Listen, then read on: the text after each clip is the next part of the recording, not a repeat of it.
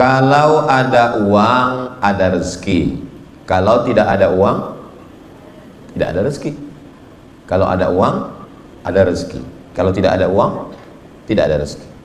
Kalau ada uang, ada rezeki. Kalau tidak ada uang, tidak ada rezeki. Sudah terrekam di kepala kita, makanya orang cakap, aku nggak ada rezeki hari ini. Berarti tak ada uang. Kalau ada uang, ada rezeki. Tak ada uang, tak ada rezeki. Oke, sekarang aturan baku itu kita terapkan. Ada uang, ada rezeki. Tak ada uang, tak ada rezeki. Di zaman itu ada laki-laki yang ada uang, namanya Qarun. Ada laki-laki yang nggak punya uang, namanya Musa. Sekarang yang dapat rezeki siapa? Qarun. Yang tak punya rezeki? Musa. Nah, inilah contoh-contoh jahiliyah. Mindset, main otak, settingan otak kita memang udah dirusak. Kalau itu standar kita pakaikan ke dalam sejarah Nabi, berarti yang dapat rezeki itu Qarun, sedangkan Nabi Musa tidak dapat rezeki. Betapa menyesatkannya. Makanya yang perlu diluruskan itu otak, main otak, settingan, aturan otak itu mesti diluruskan. Tapi ada juga yang bilang mindset itu artinya main otak setan, mindset otak setan. Kalau ada kuasa, ada rezeki. Kalau tidak ada kuasa, tidak ada rezeki. Kalau berkuasa, berarti dapat rezeki. Kalau tidak berkuasa, berarti tidak dapat rezeki. Sudah terekam di kepalanya. Ada kuasa, ada rezeki. Tidak ada kuasa, tidak ada rezeki. Kalau itu dijadikan standar dan diterapkan pada kisah Nabi Ibrahim, Namrus berkuasa, Nabi Ibrahim tidak berkuasa, malah dibakar oleh Namrus. Pertanyaannya, kalau dipakai yang metode tadi, siapa yang dapat rezeki? Namrus. Siapa yang tak dapat rezeki? Ibrahim. Berarti ada yang salah dengan cara berpikir kita. Tadi tentang uang, Qarun dengan Musa. Tentang kuasa, Namrus dengan Ibrahim. Ada jodoh, ada rezeki. Tak ada jodoh, tak ada rezeki. Kalau ada jodoh, berarti ada rezeki. Kalau punya istri, ada rezeki. Tak punya istri, jomblo. Nabi Isa ada istrinya? Enggak ada. Nabi Yahya tak ada istrinya. Masa Nabi nggak dapat rezeki? Mesti diluruskan cara berpikir kita. Lalu rezeki itu apa? Apakah rezeki itu uang? Apakah rezeki itu kekuasaan? Apakah rezeki itu istri? Rezeki adalah semua yang membawa kita kepada mendekatkan diri menuju Allah. Itulah rezeki. Kalau dengan kekuasaan kita bisa dekat dengan Allah, berarti kekuasaan kita rezeki. Kalau dengan istri kita bisa dekat dengan Allah, kalau punya suami kita dekat dengan Allah, berarti itu adalah rezeki. Kalau kita punya harta, kita bisa bangun masjid, bangun pondok pesantren, buat beasiswa tahfiz gratis, berarti dengan harta bisa dekat dengan Allah, rezeki.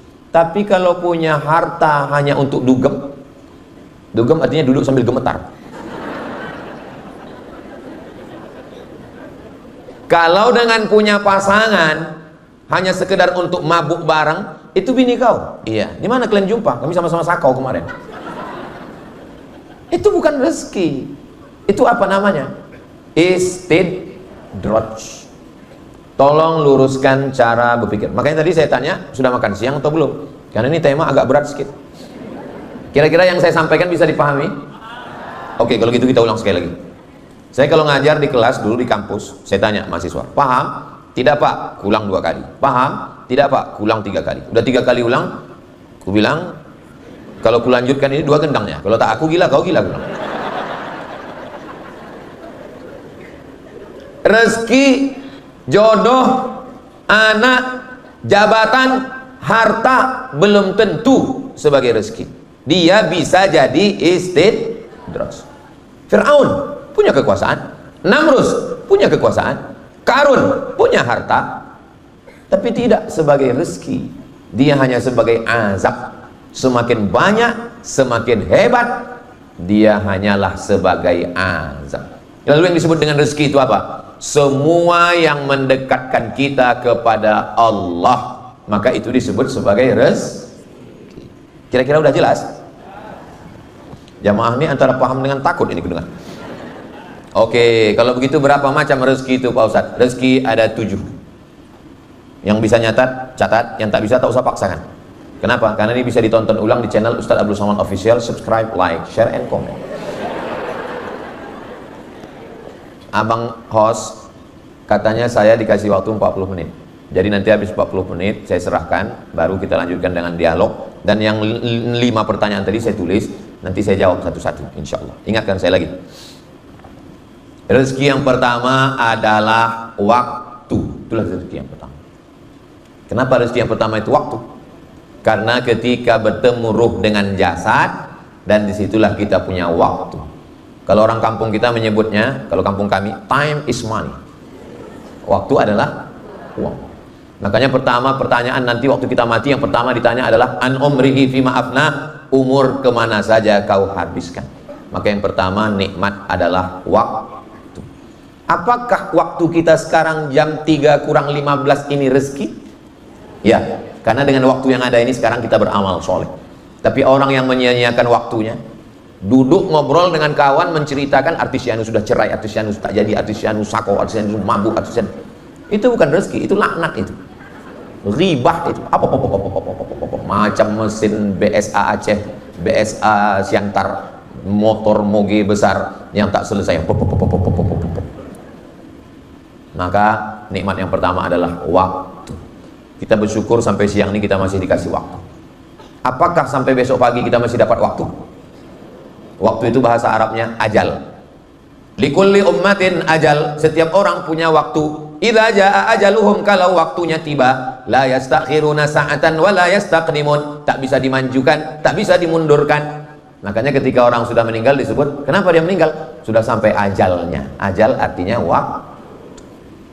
Waktu tak bisa ditambah.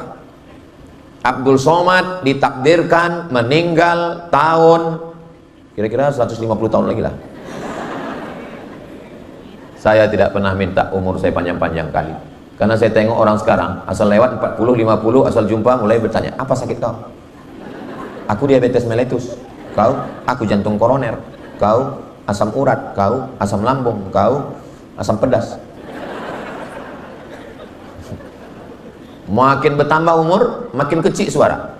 Mulai 60, 70, makin kecil suara. Kau pakai pepes apa?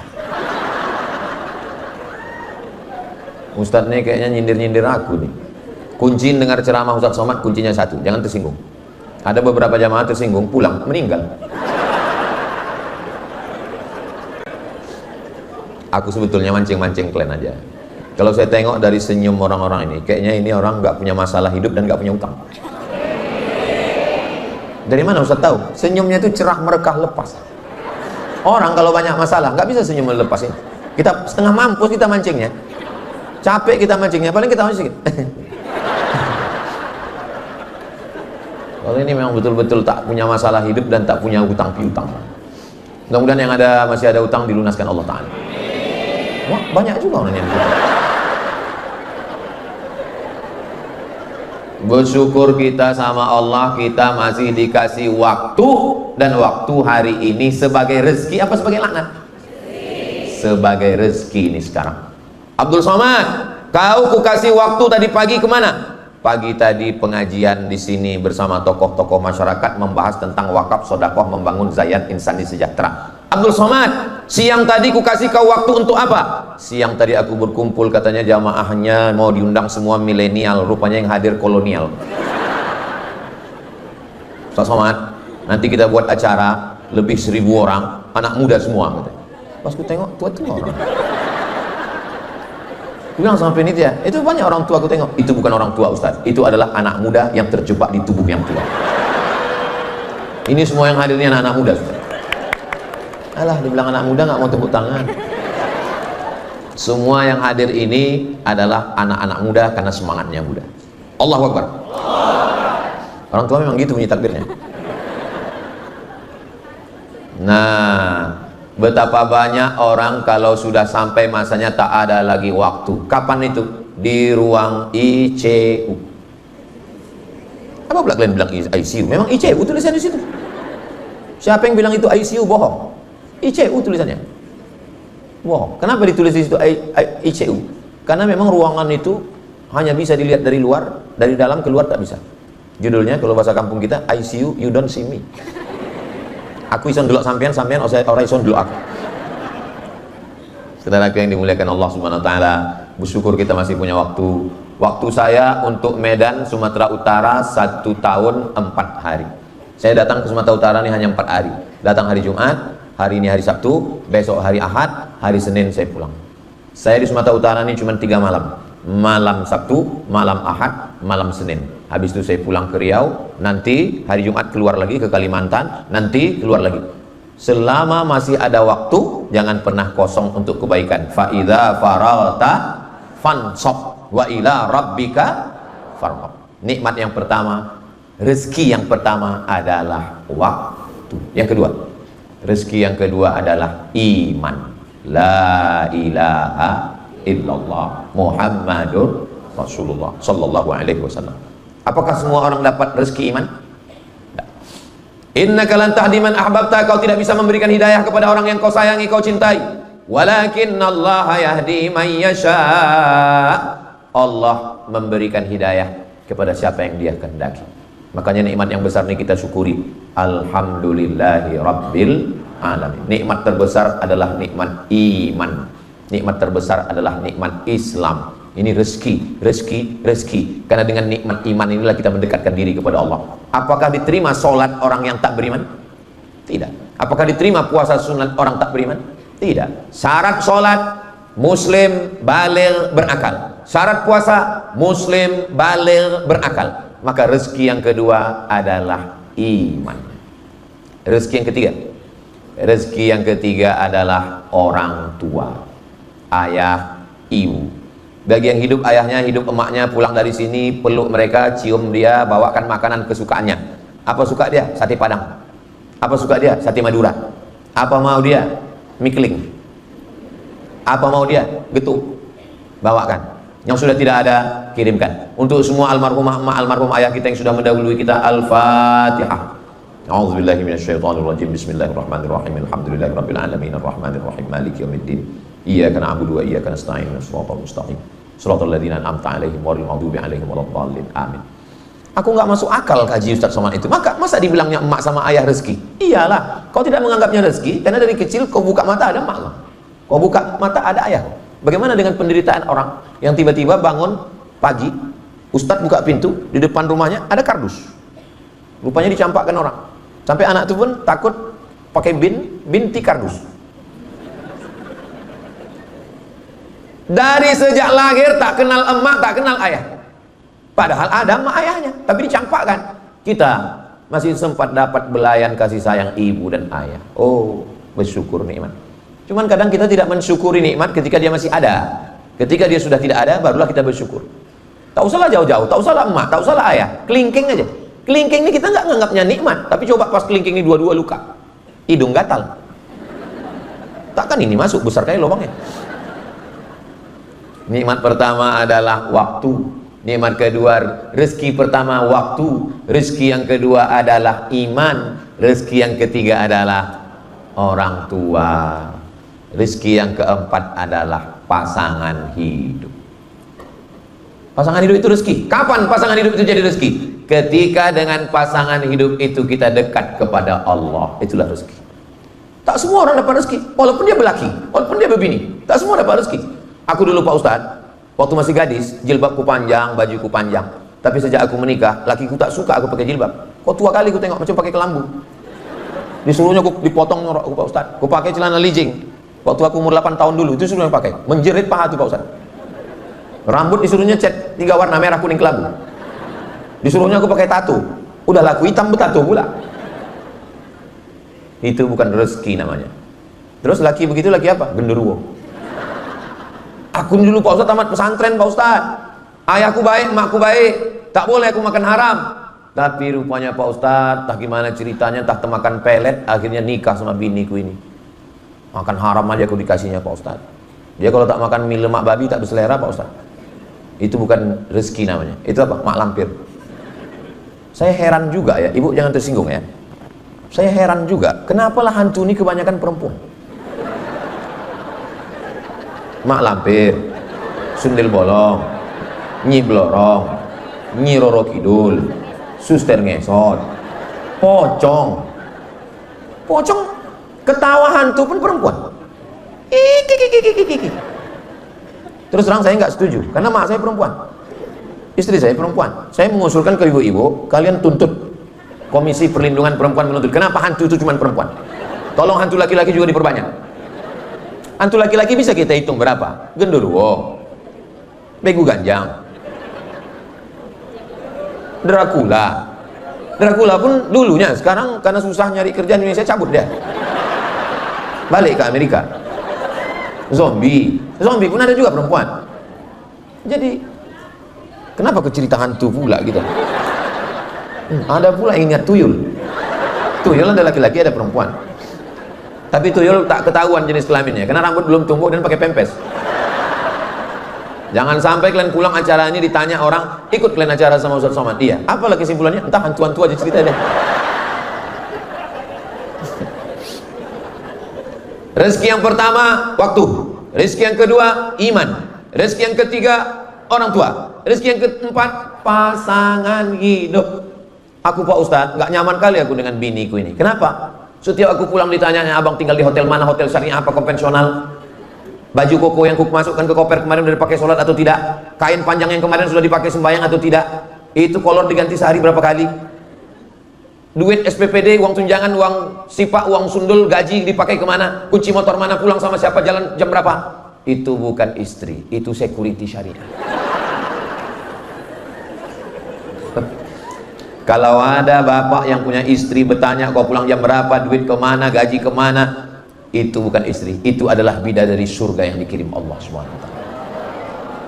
Pulang dari sini jangan panggil dia istriku, panggil dia oh my angel, kau adalah malaikat yang menyelamatkan aku. Saya Pak Ustadz kalimatnya udah lama saya siapkan, cuman orangnya belum jumpa. Mudah-mudahan yang belum ketemu jodoh dijumpakan dengan istri yang solihah-solihah. Mak kuat kali amin ya.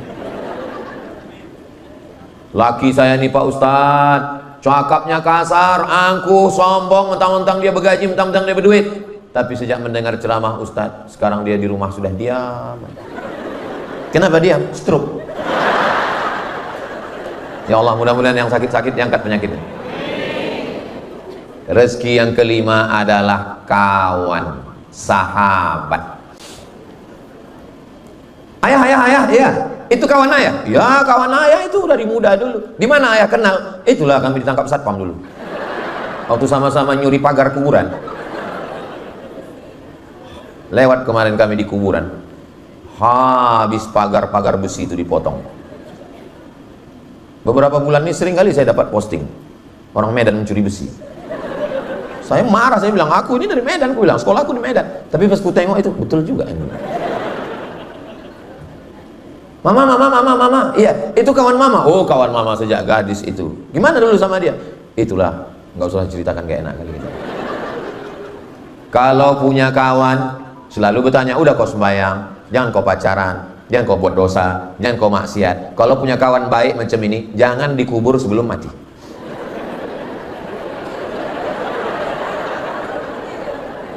Saya alhamdulillah dalam perjalanan hidup saya ini, saya punya kawan-kawan the best yang luar biasa. Dulu waktu saya sekolah di Muallimin Medan, saya dulu kuliah sekolah tahun 1990, masuk Muallimin Al-Wasliyah Unipa Jalan Sisingamangaraja. Ada satu kawan saya itu tidak mau mencontek, menengok ke kanan ke kiri. Dia kalau ujian fokus saja menengok meja. Rupanya jawaban itu sudah ditulisnya di meja semua. Ada. Tapi ada kawan yang tidak mau mencontek, tidak mau cabut, tidak mau bolos, tidak nakal, the best, orang baik. Sekarang kerja di kantor Kementerian Agama, namanya hafal Quran 30 juz, namanya Ustadz Mar'i Muhammad, orang baik. Satu lagi lulus jadi tentara, namanya Ustadz Muhsin, baik. Saya kawan itu yang ingat, saya ingat tuh dua, yang paling baik sama yang paling jahat. Makanya kalau kita mau diingat orang, dua lah. Kalau tidak jadi Musa, jadi Fir'aun. Kalau kawan yang setengah-setengah, payah kita ingatnya. Ingat sama aku, Mat. Ingatlah, kau kan Fir'aunnya dulu. Tapi kalau setengah-setengah dia, ingat sama aku, Mat. Siapa ya? Kayaknya yang abu-abu itu nih. Kadang-kadang jadi Musa, kadang-kadang jadi Fir'aun. Itu payah kita ingat. Kawan. Masa-masa saya susah, masa-masa saya sulit, masa-masa genting, ada kawan-kawan. Itu saya ingat. Mat, Kita kan mau pergi naik kapal laut 3 hari 3 malam dari turusan Suez, Mesir menuju Jeddah, ya. Ada kau punya duit? Duitku sudah habis beli visa $300, beli tiket $100 PP ke Kairo, dari Kairo ke Saudi. Nanti kalau kau tak ada duit, ini $50. Bang, simpanlah duit abang itu dulu. Nanti kalau aku udah susah kali tak makan 3 hari 3 malam baru aku pakai. Aku takut berutang. Ada kawan itu sampai sekarang. Namanya tak boleh sebut, menjaga kode etik jurnalistik. Jadi besti-besti kita itu luar biasa. Ada kawan-kawan. Orang menang punya banyak kawan. Orang susah punya sahabat sejati. Maka jangan pernah takut susah. Disitulah kita mau menengok mana ujian kawan. Kawan ketawa banyak, tapi kawan bersusah sedikit. Ustadz Somad kan banyak kawan Ustadz. Itu di Instagram itu kami tengok 9 juta. Maksudnya yang belum follow-follow. Itu kawan-kawan di medsos itu nggak bisa kali kita yakini.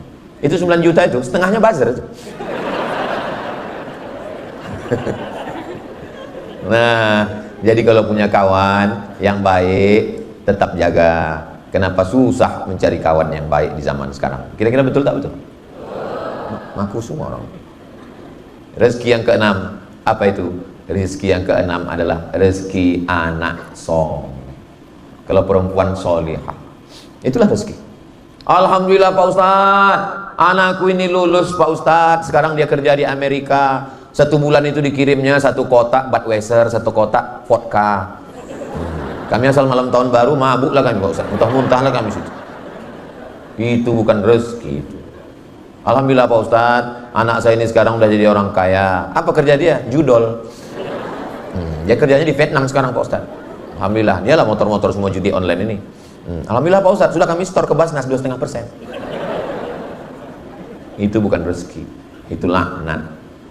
Rezeki itu yang mana? Ketika anak itu sejuk dipandang mata, menenangkan hati dan jiwa. Datang dia ke rumah kita, jilbabnya panjang, bajunya panjang, wajahnya cerah. Pas ditengok wajahnya, pakai skincare kau?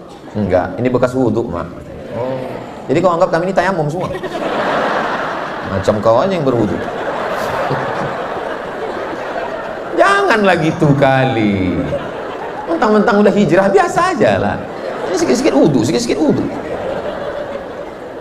Kau pikir kami ini tak pernah mandi? Anak saya Mizian Hazik Abdillah, yang kedua Sami Ahmad Misbahi Ibadillah. Minta tolong ke semua Bapak Ibu, doakan supaya anak-anak saya ini selamat dunia akhirat. Begitu juga dengan anak-anak kita semua. Banyak orang menganggap kalau punya anak ada rezeki, kalau tak punya anak tak ada rezeki. Tidak semua begitu. Justru kadang skenario Allah indah dia tahan. Karena kalau kau dapat anak kau ini hantu. Berapa banyak orang punya anak menyesal punya anak. Lama hidup banyak dirasa, jauh berjalan banyak ditengok. Lama jadi ustadz banyak yang curhat. Aku Pak Ustadz saking nakalnya anakku nih, rasanya mau aku masukkan lagi ke dalammu. Gimana kau mau masukkan anak kau ke dalam?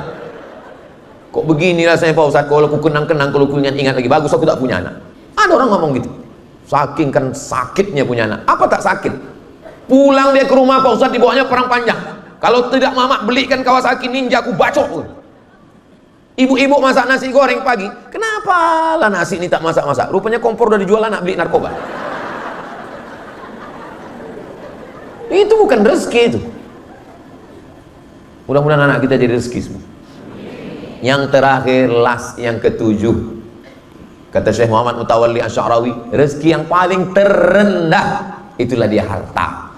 Yang dikatakan orang harta yang rezeki paling tertinggi, nah, justru harta rezeki paling terendah. Karena justru dengan harta lah orang banyak tidak jadi rezeki tapi jadi laknat. Kira-kira yang bisa pakai sabu-sabu itu orang kaya atau orang miskin? Orang kaya berduit lah yang bisa beli sabu. Kalau orang miskin tak jadi dia mabuk pakai sabu. Dia pakai apa? Kecubung. Tak ada modal.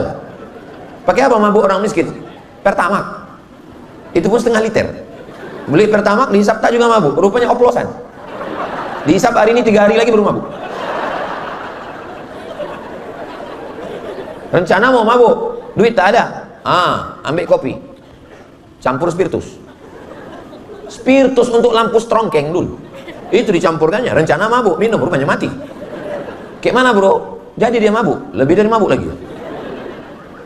Kayak mana? Menyala abangku. Apa tak menyala jantung tuh begini dengan api strongkeng, mencari paret, masuk ke dalam sungai, mati. Tersumbat ikan sapu-sapu di mulut. Tolong kalian buatkan karikaturnya nanti. Rezeki adalah yang bisa mendekatkan kita kepada Allah Subhanahu wa taala. Sekarang setelah saya betulkan mindset saya dan mindset kita semua, saya mau ngetes paham atau tak paham. Yang laki-laki diam dulu, kalaupun menjawab dalam hati saja. Apakah mobil itu rezeki? Aduh, sedih kali kita kalau udah ngomong 30 menit orang nggak paham. Kalau dengan mobil itu kita bisa bawa kepada yang baik, rame-rame ngaji, rame-rame silaturahim, berarti mobil itu rezeki. Tapi kalau mobil itu justru untuk buat maksiat, buat dosa, tutup kaca 100%, mobil bergoyang, berarti mobil itu lah. Sekarang yang perempuan diam dulu, laki-laki saya tanya, apakah duit itu rezeki? Mati kita. Kalau dengan duit itu kita bisa bangun masjid, dengan duit kita bisa menyantuni anak yatim, dengan duit kita bisa membangun panti jompo, dengan duit kita bisa menyekolahkan fakir miskin du'afa, berarti duit itu adalah rezeki. Tapi kalau dengan duit itu kita justru buat maksiat, berarti dia laknat, bukan rahmat. Kira-kira yang saya sampaikan ini bisa dipahami? Mudah-mudahan terpahamkan kita semua bahwa kita minta sama Allah, bukan ngotot maksa Allah. Ini sekarang banyak orang, dia punya proposal, dipaksanya Allah untuk ikut dia. Ya Allah, nikah adalah rezeki, jodoh adalah rezeki, maka ini rezeki bagiku. Kalau memang dia belum ada jodoh, jadikan aku jodohnya. Kalau jodohnya sudah ada, matikan jodohnya. Apa ini? Hubungan kita dengan Allah itu bukan antara bawahan dengan atasan. Hubungan kita dengan Allah bukan antara karyawan dengan direktur perusahaan. Hubungan kita dengan Allah itu minta, ya Allah, kalau memang dia ini rezeki bagiku, bisa menolong imanku, maka pertemukanlah kami. Tapi kalau tidak, jumpakan juga lah ya Allah. Aku yakin rencanamu jauh lebih indah. Aku yakin rencanamu jauh lebih indah. Gak bisa saya menerima takdir ini, terlalu menyakitkan Pak Ustadz. Saya yang menemani dia SNMPTN, saya mengajak dia dulu KKN, saya mengantar dia ke kampus. Tapi pas giliran walimahnya Pak Ustadz dengan orang lain Pak Ustadz. Kuatkan imanmu, yakinkan bahwa Allah punya rencana yang lebih indah. Datang ke hotel kalau kebetulan diundang, kalau tidak jangan. Naik ke atas, ucapkan barakallah lakuma wa baraka alaikuma wa jama'a bainakuma fi khair. Tunjukkan kau hebat. Kalau mau nangis nanti selesai dari sini pergi kau ke Belawan, agak-agak dekat-dekat laut itu, nangislah kau situ. Jangan kau nangis depan orang, apalagi kau buat video kau upload pula di komen orang, lah mampus lah kau.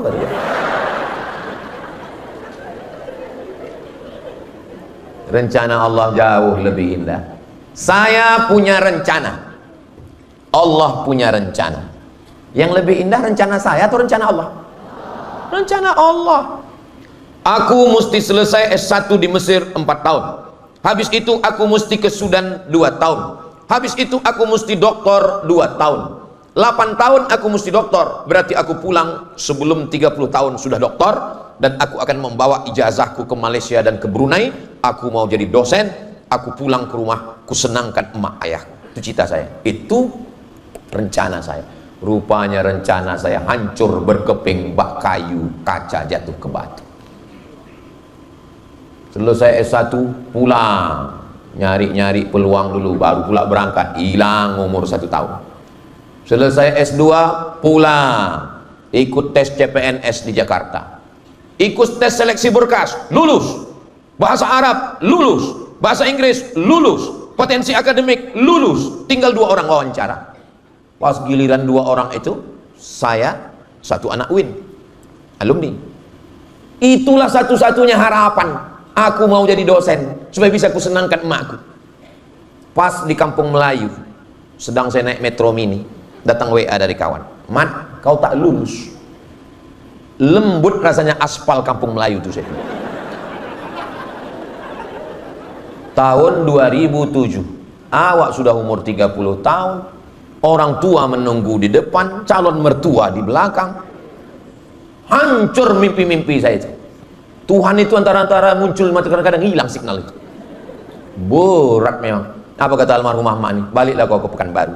Tak usah kau lagi di Jakarta. Apa lagi yang kau harapkan? Tes PNS pun kau tak lulus. Iya lama. Bulan Ramadan, bulan Agustus pulang saya ke Pekanbaru. Agustus, September keluar informasi di Riau Pos, tes PNS UIN Suska. Ikut aku mak, ikut, mana tahu rezeki kau. Ikut tes, lulus, jadi dosen, mengajar PNS, ceramah, masuk hutan, keluar hutan, diupload, diusir orang, viral. LC dapat, MA dapat, doktor dapat, profesor dapat, di Brunei guru besar, di Malaysia pun dapat, keliling pun dapat. Baru saya yang sekarang baru saya bisa berkata, rupanya rencana Allah jauh lebih indah. Tapi bisa ngomong gitu kan sekarang. Coba waktu di Kampung Melayu dulu. Waktu pas dapat itu bisa saya mengatakan rencana Allah jauh lebih indah. Kadang lama saya merenung, kenapa nasibku itu macam kapal di tengah ombak, angin puting beliung, karangnya tajam, jatuh, pecah, berkeping. Sengaja dibuat Allah nasib saya seperti itu, supaya kalau ada orang yang curhat ke saya, mudah saya menjawab. Sengaja dibuat Allah hidup saya itu berkeping-keping, berkecai, supaya apa? Supaya kalau ada orang yang curhat, aku susah kali Pak Ustadz. Alah, susah kau tuh upil-upilku aja ya. Nggak ada apa-apanya dibanding. Dulu waktu saya kecil, saya buka juz amma terjemah itu. Mak, ada namaku di sini mak. Allahus Somad. Ini mak, apa artinya kata mak saya? Allahus Somad, Allah tempat bergantung. Apa maksudnya mak? Iya, orang bergantung sama kau nanti gitu mak. Betul lah memang. Setiap Rabu subuh saya ngaji Riyadhus Shalihin. Asal habis itu banyak kali orang bergantung-gantung. Ada yang cerita lakinya gila, ada yang cerita bininya hantu, ada yang macam-macam bergantung. Betul cakap mak saya dulu. Nanti orang bergantung sama kau. Allahus Somad, Abdul Somad. Kau tahu begitu minta nama Abdul Rahim aja saya dulu. Kalau aku tengok jamku udah 40 menit bang. Jangan kemana-mana, kita lanjutkan setelah yang satu ini.